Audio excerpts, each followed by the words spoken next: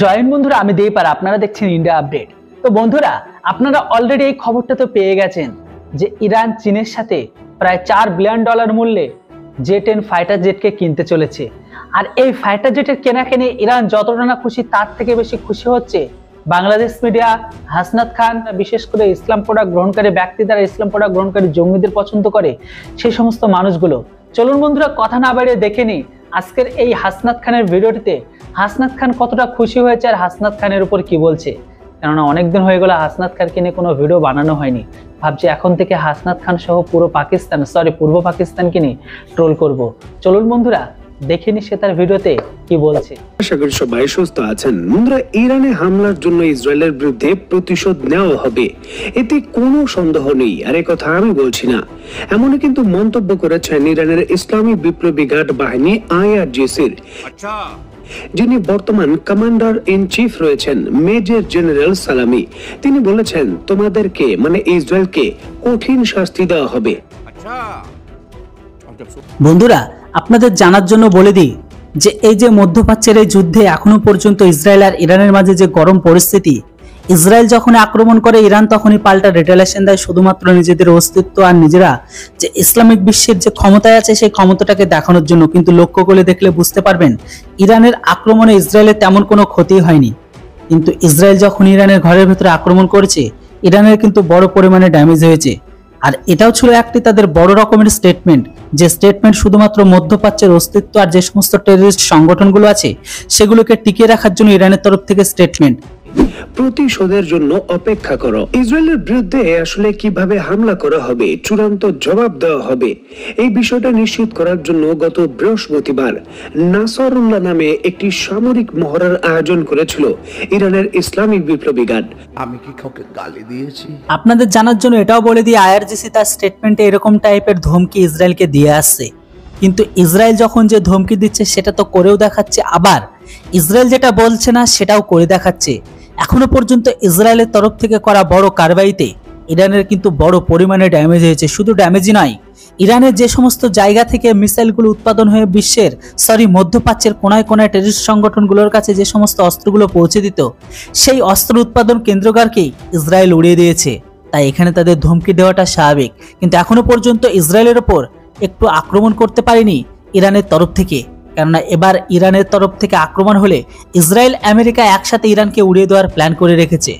আর সেই সামরিক মহড়ায় বক্তব্যকালেই ইরানের এই IRGC-র প্রধান এমন হুমকি দেন। ইসরায়েলকে উদ্দেশ্য করে IRGC-র কমান্ডার সালামি তার বক্তব্যে বলেন, আমরা শেষ পর্যন্ত লড়াই করব এবং মুসলিমদের উপর ইসরায়েল তোমার আধিপত্য বিস্তার করতে দেব না। জীবনের শেষ নিঃশ্বাস পর্যন্ত একটাই আমাদের উদ্দেশ্য, তোমাদের বিরুদ্ধে লড়াই করা, আর সেটা চালিয়ে যাব। অত্যন্ত শক্তিশালী কণ্ঠে IRGC-র মেজর জেনারেল সালামি তার বক্তব্যে বলেন, মুসলমানদের ছাড় দিতে, তাদের উপর আধিপত্য বিস্তার করতে, তাদের ভূমি দখল করতে এবং তাদের ধর্মীয় পরিচয় লুণ্ঠন করতে ইসরায়েলি সরকারকে সহায়তা করার জন্য সমস্ত মিথ্যা শক্তি বর্তমানে উঠে পড়ে লেগেছে। কিন্তু ইতিহাস পর্যালোচনা করলে দেখা যায় মুসলমানরা কখনোই আত্মসমর্পণ করে না। হ্যাঁ হাসনাত ভাই, আপনি একদম ঠিক বলেছেন। ইতিহাস পর্যালোচনা করলে আর ভবিষ্যৎ আর এখন দেখলে আপনারাও দেখতে পাবেন যে মুসলমানরা কখনো পিছন ছাড়া আক্রমণ করে না। আপনাদের জলজান্ত উদাহরণ যদি দিয়ে দিই তাহলে আফগানিস্তান, পাকিস্তান, সেখানকার মসজিদগুলোতে কি হচ্ছে সেটা ছাড়া আপনাদের আর বলার কোনো প্রয়োজন নেই। আর যদি আমাদের দেশের কথা বলি ভারতের, তাহলে আপনারা জম্মু কাশ্মীরে দেখতে পাচ্ছেন ঘুমন্ত সেনা, চলন্ত সেনা, ডিউটিরত সেনা সবগুলোই কিন্তু পিছন থেকে আক্রমণ করে পালিয়ে যাচ্ছে। এই হচ্ছে আপনারা মুসলমান, যে মুসলমান সামনে থেকে লড়ার সাহস নেই, অলওয়েজ পিছন থেকে ধোকা দিয়ে মারে। আর এর থেকেও বড় কথা, 7ই অক্টোবরের দিন যখন জঙ্গি হামাসগুলো ইসরায়েলের ঘরের ভেতরে ঢুকে যে জেনোসাইড চালিয়ে দিয়েছিল, সেটার থেকে বড় উদাহরণ আর কিছু হয় না। যেটা হোক, এখনো পর্যন্ত ইসরায়েলের আক্রমণে ইরান সহ গোটা বিশ্বের ইসলামিক সংগঠন বলুন বা ইসলাম টেররিস্ট অর্গানাইজেশনকে সমর্থন করা ব্যক্তিগুলো বলুন, তারা হাই আল্লাহ করছে। তবে যেটাই হোক, গোটা মুসলিম বিশ্বের এই সমস্ত অশান্তিকারী ব্যক্তিদের বিনা চিকিৎসায় সেবা দিয়ে যাচ্ছে ইসরায়েলের প্রধানমন্ত্রী বেঞ্জামিন নেতানিয়াহু।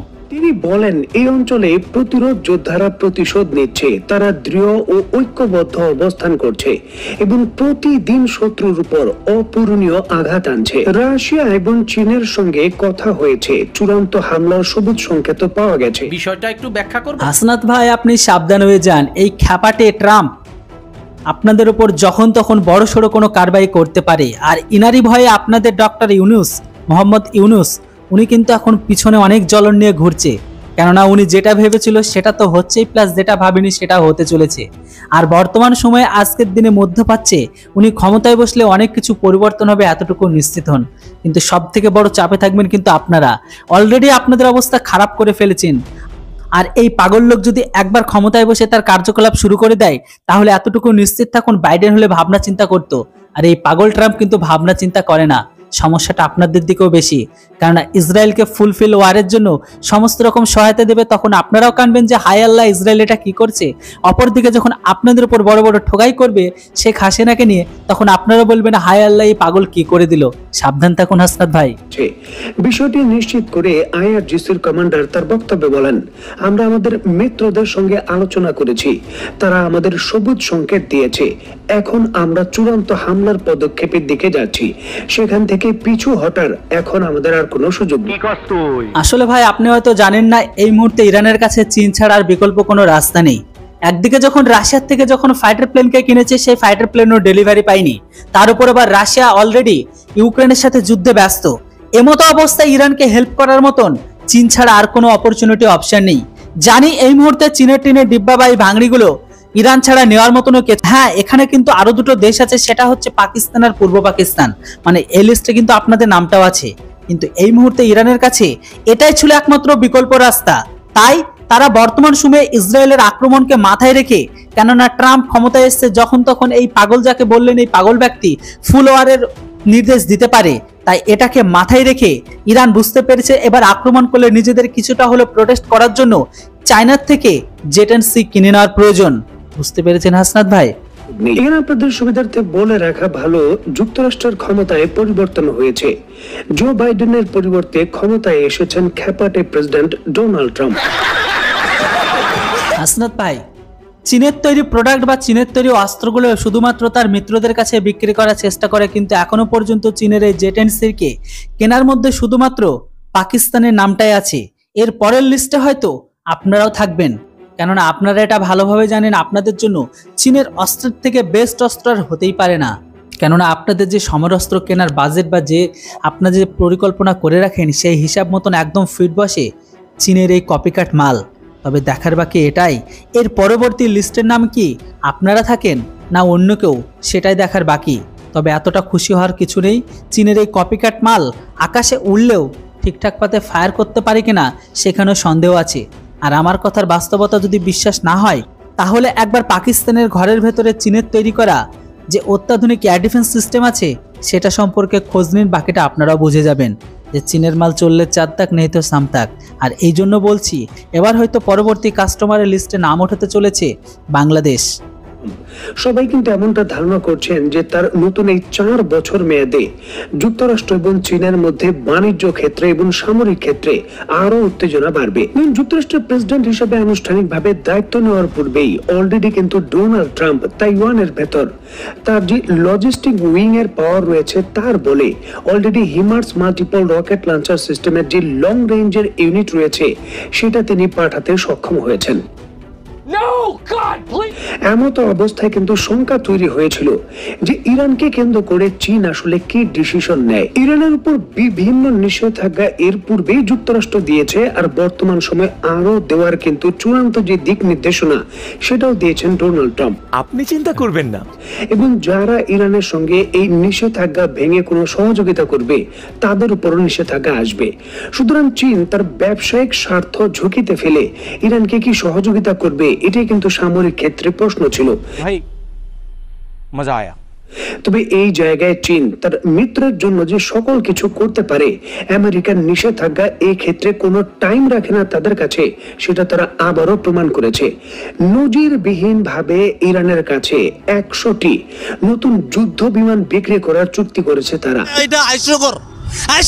হাসনাত ভাই, ডোনাল্ড ট্রাম্প তো অলরেডি যখন এর আগে ক্ষমতায় ছিল সেই ট্রাম্প অলরেডি কিন্তু আমেরিকার সাথে ট্রেড ওয়ারে এমনভাবে লিপ্ত ছিল অর্ধেক তাকে তখনই বসিয়ে দিয়েছিল। বাইডেন আসার পরেও অতটা ক্ষতি না হলেও কিন্তু এবার তিনি ঘোষণায় আগেই দিয়ে দিয়েছিলেন ভোটে লড়ার আগে যে উনি যদি আবারও ক্ষমতায় ফেরেন তাহলে তাদের যতগুলো কোম্পানি আছে অলরেডি চীন থেকে তুলে নিয়ে চলে আসবে। সেই মতন কিন্তু কাজ হতে শুরু করেছে। আপনারা এতটুকু নিশ্চিত থাকুন বা আপনি এতটুকু জেনে রাখুন যে বর্তমান সময়ে যে পরিস্থিতি, যখনই ট্রাম্প ক্ষমতায় বসবে তাদের দেশের উৎপাদিত সমস্ত জিনিসগুলো বা যে সমস্ত বড় বড় কোম্পানিগুলো ইনভেস্টগুলো চীনের ভেতরে ছিল সবগুলো কিন্তু তুলে নিয়ে চলে আসবে। আর এগুলো এসে কোথায় বসবে জানেন? সবগুলো ভারতেই বসবে। তাই এখানে আপনার চাপ নেওয়ার বা চিন্তা নেওয়ার কিছু নেই। আপনি ভাবুন যে কিভাবে ইসলাম প্রোডাক্ট গ্রহণকারী টুপিদারি পড়া টেররিস্টদের সমর্থন করা যায় আর কিভাবে ভারত বিরোধিতা কারো বাড়ানো যায়।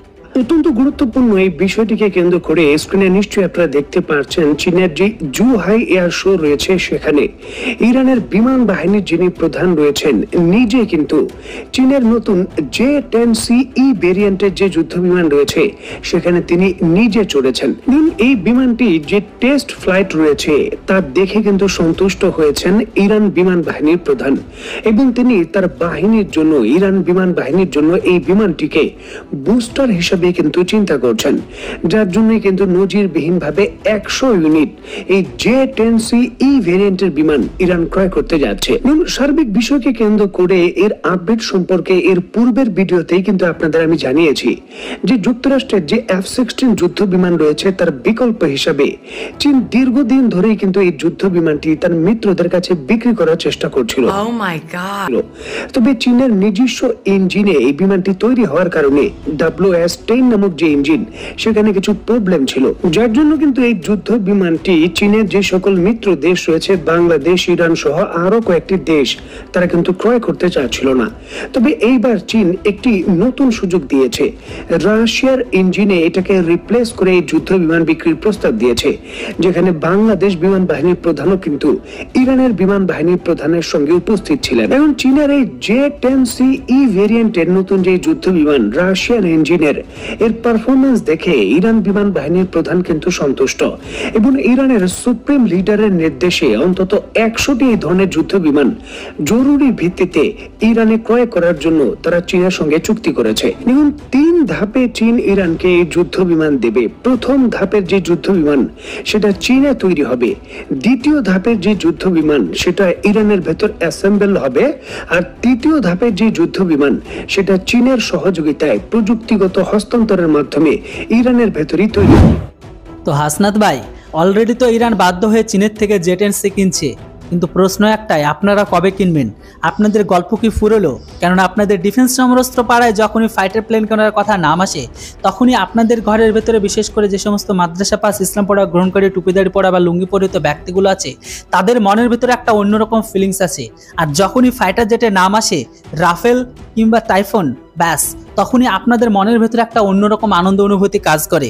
কিছুদিন আগে আপনিও গল্প বানিয়েছিলেন ভারতের কারণে নাকি রাফেল কিনতে পারেনি, তারপরে গল্প বানালেন যে ভারত নাকি বাধা সৃষ্টি করছে এই সমস্ত ফাইটার জেটগুলো যেন না দেয়। এখন আবার নতুন করে গল্প শুরু করেছেন যে চীনের J-10C সেটাতে ইঞ্জিন পরিবর্তন করে নতুন ইঞ্জিন অর্থাৎ রাশিয়ার ইঞ্জিনকে লাগানোর ফলে সেই কাস্টমারের খাতায় আপনাদের নামটা আছে। যেটা হোক, আমি আগেও বলেছি, এখনো বলছি, ভবিষ্যতেও বলবো, আপনাদের জন্য পারফেক্ট বা সেই আমি আপনাদের আগেও বলেছি, এখনো বলছি, ভবিষ্যতেও বলবো, আপনাদের সমরাস্ত্র খাতায় একদম পারফেক্ট বসে চীনের সমরাস্ত্র। কেননা আপনাদেরগুলো আকাশে ওড়ে কম, বেশিরভাগটাই মিউজিয়ামে থাকার মতন ঘরেই থাকে। দেখার বাকি এটাই যে চীনের কপিক্যাট মাল আপনারা কবে কিনছেন। যেটা হোক বন্ধুরা, ভিডিও কেমন লাগলো অবশ্যই লিখে জানান। হাসনাত খান সম্পর্কে আপনাদের মতামত লিখতে কেউ ভুলবেন না। Thanks for watching. জয় হিন্দ, বন্দে মাতরম।